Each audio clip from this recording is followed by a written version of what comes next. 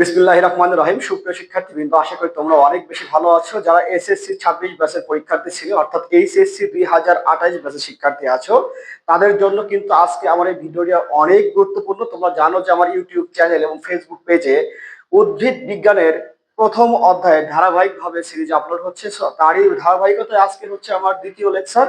আজকে আমি আলোচনা করব উদ্ভিদ কোষ এবং প্রকৃত কোষের মধ্যে পার্থক্য নিয়ে, এবং কোষ প্রাচীরের উপর থাকছে বিস্তারিত ক্লাস। তাহলে সবাইকে আমার এই ভিডিওটা দেখা আমন্ত্রণ জানিয়ে আজকে শুরু করছি। দেখো, আদি কোষ এবং প্রকৃত কোষ, গতদিন কিন্তু আমরা নিউক্লিয়াসের উপর ভিত্তি করে কোষকে দুই ভাগে ভাগ করেছিলাম। একটা হচ্ছে আদি কোষ আর একটা হচ্ছে প্রকৃত কোষ। আদি কোষ কাকে বলছিলাম? যার সুগঠিত নিউক্লিয়াস থাকে না, অর্থাৎ যে নিউক্লিয়াসের ভিতরে ক্রোমাটিন তন্তু থাকে কিন্তু ক্রোমাটিন তন্তুকে ঘিরে কোনো নিউক্লিয়ার আবরণ থাকে না, তাকে কিন্তু আমরা বলছিলাম আদি নিউক্লিয়াস। আর আদি নিউক্লিয়াসটা যে কোষের মধ্যে থাকবে সেই কোষটাকে কি বলি আমরা? সেই কোষটাকে বলি হচ্ছে আমরা আদি কোষ। আর যদি নিউক্লিয়াসটা এমন হয় যে নিউক্লিয়ার তন্তুর চারপাশে নিউক্লিয়ার মেমব্রেন থাকবে, তাহলে তাকে বলবো আমরা প্রকৃত নিউক্লিয়াস। এবং প্রকৃত নিউক্লিয়াসটা যে কোষের মধ্যে থাকবে তাকে বলবো আমরা হচ্ছে প্রকৃত কোষ। প্রকৃত কোষ এবং আদি কোষের পার্থক্যের মধ্যে কি কি বিষয় থাকছে? প্রথম যে টপিকসটা থাকছে, দেখো, নিউক্লিয়াস। আমি কিন্তু অলরেডি বলেই ফেলছি যে আদি কোষের মধ্যে সুগঠিত নিউক্লিয়াস থাকবে না, কিন্তু প্রকৃত কোষের মধ্যে অবশ্যই সুগঠিত নিউক্লিয়াস থাকবে। দ্বিতীয় যে পয়েন্টটা আছে, ডিএনএটা কেমন? আদি কোষের ডিএনএটা বৃত্তাকার। যেমন ধরো, তুমি যদি ব্যাকটেরিয়ার কথা চিন্তা করো, একটা ব্যাকটেরিয়ার কথা চিন্তা করো, এই ব্যাকটেরিয়ার ভিতরে একটা সার্কুলার ডিএনএ পাওয়া যায়। এটা হচ্ছে একটা ব্যাকটেরিয়া। এই ব্যাকটেরিয়ার ভিতরে যে নিউক্লিয়াসটা পাওয়া যাচ্ছে, যে ডিএনএটা পাওয়া যাচ্ছে, সরি, এই ডিএনএটা কিন্তু আসলে বৃত্তাকার। কিন্তু প্রকৃত কোষের মধ্যে তুমি যদি ডিএনএ দেখো, তাহলে সেই ডিএনএটা হবে সূত্রাকার। সেই ডিএনএটা কেমন?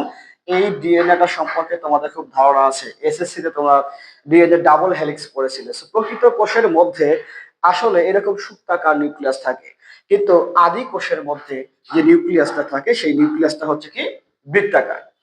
এরপরে দেখো, আদি কোষ হোক আর প্রকৃত কোষ হোক, তার মধ্যে একটা কমন একটা অঙ্গাণু থাকে, তার নাম হচ্ছে রাইবোজোম।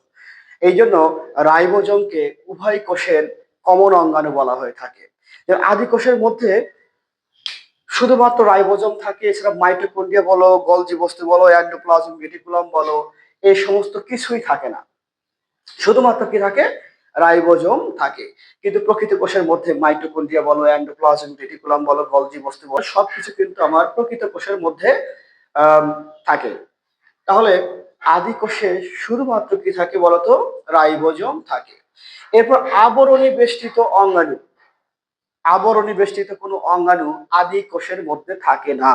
এই যে আমরা একটু আগে যে রাইবোজোমের কথা বললাম, এই রাইবোজোমটা কিন্তু ঝিল্লিবিহীন অঙ্গাণু, অর্থাৎ ঝিল্লিযুক্ত যে অর্গানগুলো আছে এই অর্গানগুলো কিন্তু প্রকৃত কোষের মধ্যে পাওয়া যায়, কিন্তু আদি কোষের মধ্যে ঝিল্লিবিহীন যে অর্গানগুলো আছে সেই কোষীয় অঙ্গাণুগুলো পাওয়া যায়। এবার দেখো, রাইবোজোম কেমন?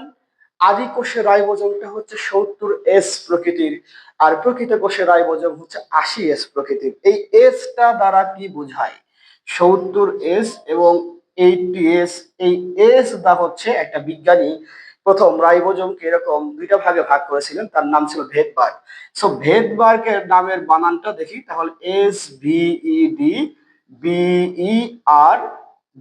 এই যে ভেদবার্গ, যদিও উচ্চারণটা কিন্তু এস হয় না, সাইলেন্ট থেকে যায়, কিন্তু তার নামের প্রথম যে অক্ষর ছিল এস, এই এসটা দ্বারা কিন্তু আসলে 70S এবং 80S এই ইউনিটটাকে বোঝানো হয়ে থাকে। এখানে আরো একটু কথা বলা দরকার যে 70S যে রাইবোজোমটা আছে, এটার দুই ভাগে ভাগ করা যায়, দুইটা সাব ইউনিট আছে। একটাকে বলি আমরা 50S, আর একটাকে বলি 30S। এটা এখানে মনে রাখতে হবে, এটা কিন্তু অবশ্যই বীজগাণিতিক কোনো যোগ বিয়োগ না, জ্যামিতি বীজগাণিতিক যোগ বিয়োগ না যে 50 আর 30 যোগ করলে আমরা 80 পাবো। এখানে এই 70S কে দুইটা সাব ইউনিট, আমাদের রাইবোজোমের দুইটা ইউনিট থাকে। একটা ইউনিট সর্বদাই কি হয়? একটা ইউনিট সর্বদাই বড় হয়, আর একটা ইউনিট আমার ছোট হয়। এই যে বড় ইউনিটটা, আদি কোষের যে বড় ইউনিট, সেই বড় ইউনিটটাকে বলা হয় 50S এবং ছোট ইউনিটটাকে বলা হয় 30S। অনুরূপভাবে তুমি প্রকৃত কোষে দেখো যে প্রকৃত কোষের রাইবোজোমটা কিন্তু 80S প্রকৃতির, এরও কিন্তু দুইটা সাব ইউনিট আছে। তো প্রথম সাব ইউনিটটা, ছোট ইউনিটটাকে বলি আমরা হচ্ছে 60S এবং 40S, এবং বড়টাকে বলি আমরা 60S। আসলে 60 আর 40 যোগ করলে কত হয়? 60 আর 40 যোগ করলে হয় হচ্ছে 100, কিন্তু এখানে কিন্তু 80, অর্থাৎ এখানে স্বাভাবিক যে যোগটা হয় সেই যোগে কিন্তু হবে না। তাহলে প্রকৃত কোষের যে 80S সাব ইউনিটটা আছে তাকে দুইটা ভাগে ভাগ করা যায়, একটাকে 60S আর একটাকে বলা হয় 40S। এরপরে দেখো তো সাইটোস্কেলেটন, অর্থাৎ কোষীয় কঙ্কাল। কোষীয় কঙ্কাল কিন্তু আদি কোষের মধ্যে থাকে না, কিন্তু প্রকৃত কোষের মধ্যে কোষীয় কঙ্কাল থাকে। কোষ কঙ্কাল জিনিসটা কি? কোষ কঙ্কালটা হলো একটা কোষের কোষ ঝিল্লি ভেদ করে যদি কোষের ভিতরে প্রবেশ করা যায় তাহলে তার ভিতরে সূত্র আকৃতির যে বস্তুগুলো দেখতে পাওয়া যায় তাকে বলা হয় কিন্তু কোষীয় কঙ্কাল, যেটা আদি কোষে থাকে না, কিন্তু প্রকৃত কোষে এই সাইটোস্কেলেটন বা কোষীয় কঙ্কালটা থাকে। এরপর হচ্ছে আরএনএ পলিমারেজ। আরএনএ পলিমারেজ যে সমস্ত শব্দের শেষে এএসই থাকে, যে সমস্ত শব্দের শেষে কি থাকবে? এএসই, তারা কিন্তু আসলে এনজাইম। সো আরএনএ পলিমারেজ হচ্ছে এনজাইম। এটা কি করে? এরা হচ্ছে আরএনএ উৎপাদন করে। কিন্তু আদি কোষের ক্ষেত্রে আরএনএ পলিমারেজটা কয় প্রকার হয়? আরএনএ পলিমারেজটা হয় হচ্ছে এক প্রকার, কিন্তু প্রকৃত কোষের ক্ষেত্রে এই আরএনএ পলিমারেজ কত প্রকার? 3 প্রকার। এবার দেখো অপেরন। অপেরন জিনিসটা কি? অপেরনটা হচ্ছে আদি কোষের জিন প্রকাশের ক্ষুদ্রতম একক। তাহলে অপেরনটা কি? অপেরন হচ্ছে আদি কোষের যে জিন প্রকাশ করবে তার ক্ষুদ্রতম যে ইউনিটটা, এই ইউনিটটার নাম হচ্ছে অপেরন, যেটা প্রকৃত কোষে কিন্তু পাওয়া যায় না। তো এটা শুধুমাত্র কোথায় পাওয়া যাবে? আদি কোষে, কারণ আদি কোষে জিন প্রকাশ করতে গেলে যে ইউনিটটা ইউজ করা হবে তার নামই হচ্ছে অপেরন। এবার দেখো ইন্ট্রন্স। ইন্ট্রন্স এবং এক্সন্স, আমরা জানি যে রাইবোজোম প্রোটিন তৈরি করে। সো রাইবোজোমের কাছে যখন কিছু তথ্য আসে, প্রোটিনটা তৈরি হয় মূলত এমআরএনএ থেকে। এমআরএনএ থেকে এমআরএনএ।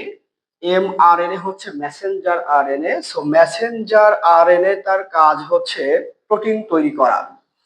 এই তথ্য নিয়ে আসে। সো এই তথ্য তার যে আরএনএটা আছে, এই আরএনএর মধ্যে দুইটা অংশ থাকে। কিছু অংশকে আমরা বলি ইন্ট্রন্স, আর কিছু অংশকে বলি আমরা এক্সন্স। ধরো এটাকে বললাম হচ্ছে আমরা ইন্ট্রন্স, আর এই অংশটাকে বললাম আমরা এক্সন্স। ইংরেজিতে লিখলে ভালো, এক্সন্স। এক্সন্স এবং ইন্ট্রন্স জিনিসটা কি? ইন্ট্রন্স হচ্ছে এমআরএনএ এর মধ্যে কিছু বাড়তি অংশ থাকে যারা কোনো প্রোটিন তৈরি করে না।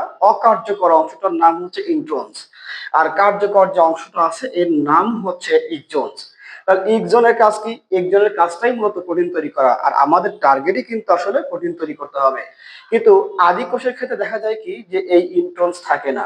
আদি কোষের ক্ষেত্রে এরকম ইন্ট্রন্স পাওয়া যায় না, কিন্তু প্রকৃত কোষের ক্ষেত্রে ইন্ট্রন্স এবং এক্সন্স এই দুইটাই কিন্তু পাওয়া যায়। এরপর দেখো কোষ বিভাজন। আদি কোষের ক্ষেত্রে যে কোষ বিভাজনটা হয় সেটা কিন্তু অ্যামাইটোসিস প্রক্রিয়ায় হয়ে থাকে, কিন্তু প্রকৃত কোষের ক্ষেত্রে মাইটোসিস পদ্ধতিতে এবং মিওসিস পদ্ধতিতে কোষগুলো বিভাজিত হয়। মাইটোসিস পদ্ধতিতে তার দেহ কোষ বিভাজিত হয়, আর মিওসিস প্রক্রিয়ায় তার জনন কোষের বিভাজনটা হয়ে থাকে। এরপরে কি আছে? শ্বসন। আদি কোষের ক্ষেত্রে অবাধ শ্বসন হয়। আদি কোষের ক্ষেত্রে যে শ্বসনটা হয় সেটা হচ্ছে কি? অবাধ শ্বসন, অর্থাৎ যে শ্বসনে কোনো অক্সিজেন প্রয়োজন হয় না। তোমরা জানো যে আদি কোষগুলো, বিশেষ করে ব্যাকটেরিয়ার কথা যদি বলি, এরা কিন্তু অক্সিজেনের উপস্থিতিতে বাঁচতে পারে না। আর প্রকৃত কোষের ক্ষেত্রে সবাধ শ্বসন ঘটে, অর্থাৎ সেখানে অক্সিজেনের উপস্থিতিতে কিন্তু বিক্রিয়াগুলো সংঘটিত হয়। আর সবাধ শ্বসন ঘটে কোথায়? মাইটোকন্ড্রিয়ার ভিতরে।